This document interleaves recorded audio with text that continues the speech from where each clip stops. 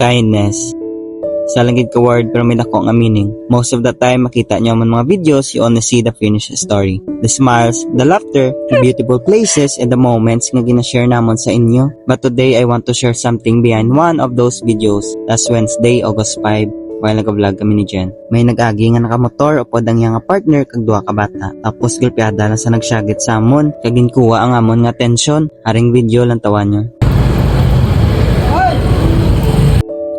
I don't even know who that person was, and honestly, this is not the first time nga may nagakadlaw sa amon, may nagastorya sang di maayo, or may mga tao nga daw wala nagasupport sa amon journey. Sometimes even people close to us, neighbors, friends, or people we know can make us feel nga daw silly or useless ang ginahimo namon. Pero amon ning natunan ko, you don't always have to respond to negativity with negativity. Kaya wala man takbalo kang anong ginapangagyan sang isa ka tao. Maybe they were just having a bad day, or base wala sila kabalo sang ilang ginapangimo, or maybe simply they were never meant to understand our journey. And that's okay, because kami ni Jen, we started this not because everyone would support us. We started because we love creating and also to improve our talents sa ining nga field. And most importantly, we love sharing those moments with people who genuinely appreciate what we do. To our solid followers and supporters, salamat gid. Kay sa ulihi, hindi man kinahanglan nga tanan nga tao magustuhan ka. What matters is that you remain kind, keep going, and you don't allow someone else's words to change the person you are becoming. Bisan gina-judge ka nila, because you never know, your simple kindness might be the reason someone chooses to keep going. And if you're also someone nga ginakadlawan, gina-judge, or ginapabatian nga daw hindi worth it ang imo ginahimo, please keep going. One day you look back and realize those people were only part of the story, not the ending.